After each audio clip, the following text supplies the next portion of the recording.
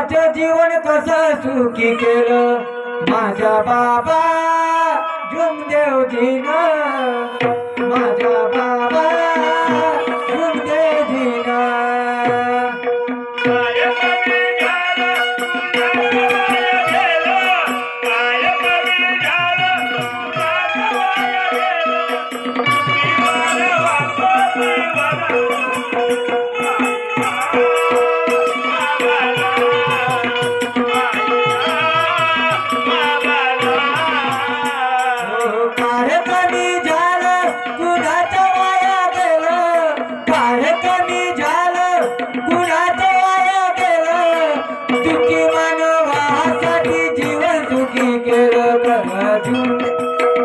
माझ्या बाबा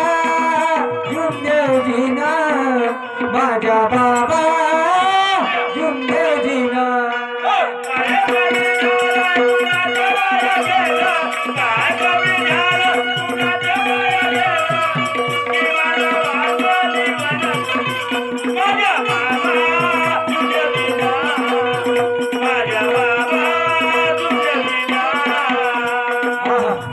काय कमी झालं कुणाचं वाया गेलं या दुखी मानवासाठी जीवन सुखी केलं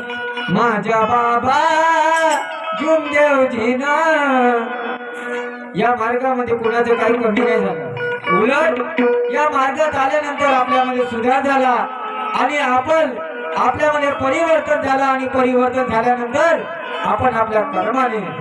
सुखी झालो आणि म्हणून जे काही झालं ते आपल्याला सर्व या मार्गामध्ये मिळालं म्हणून या मार्गामध्ये कुणाचे काही कमी नाही झालं आणि हे पुण्य आहे कुणाची माझ्या महात्याजी बाबा जुमदेवजी ऐका समोर काय म्हणतो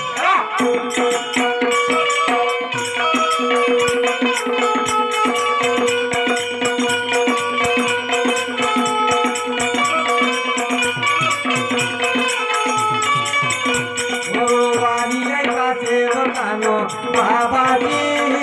भक्ती कठोर आहे का भगवंताची बाबाजी भक्ती कठोर आहे का भगवंताची का सेवकानो बाबाजी भक्ती कठोर आहे का भगवंताची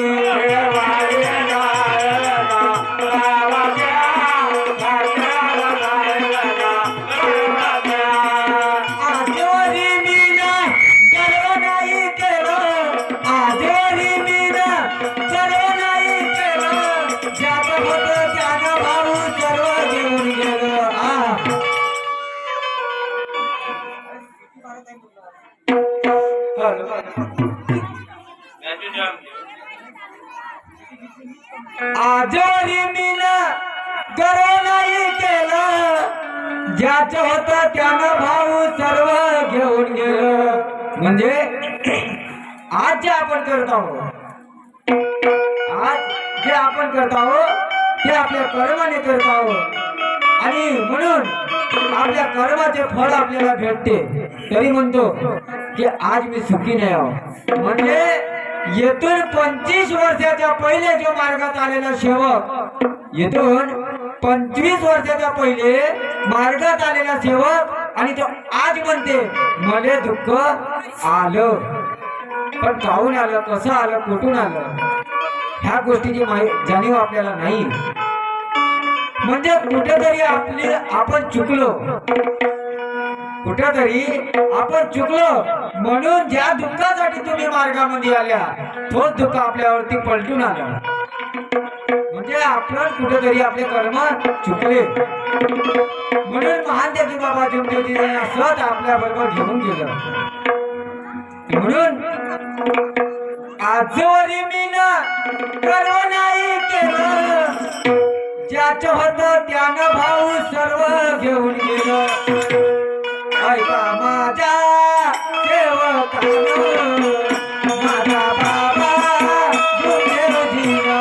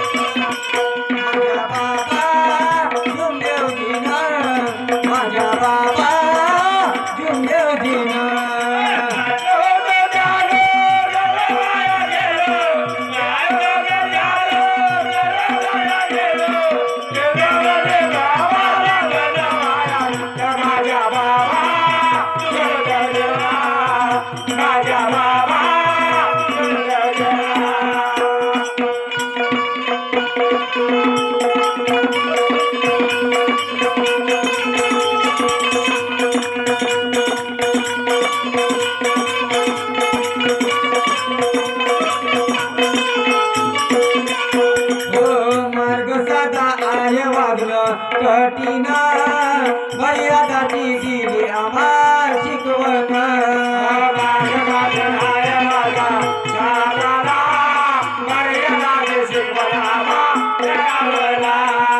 मार्ग साधा आहे वागणं कठीण मर्यादाची दिली आम्हा शिकवण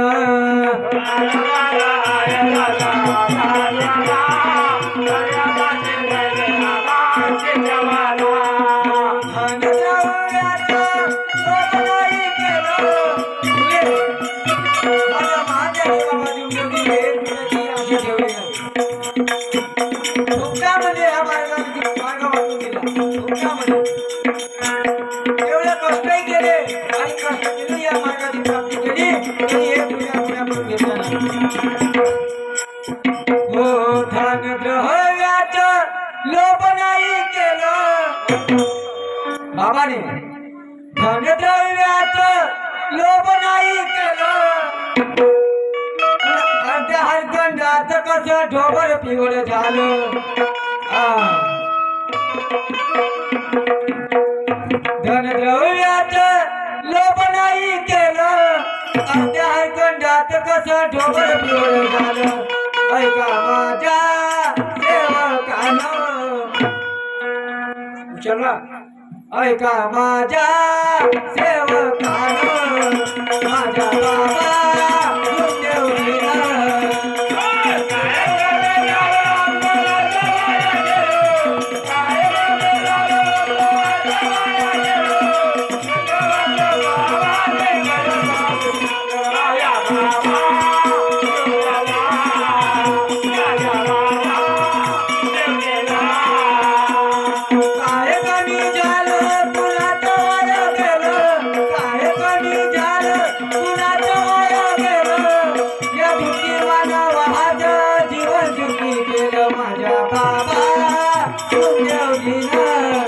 माझ्या बाबा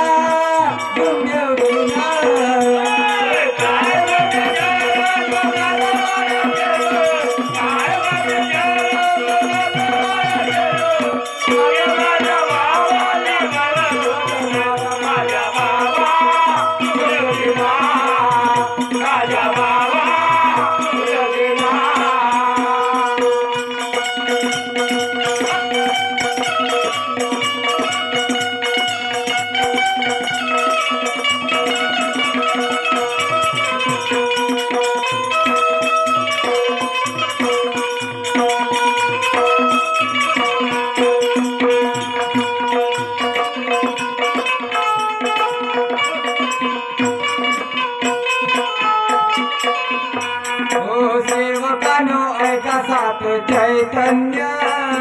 बळी राजा सारखा गेला दोन्ही गुण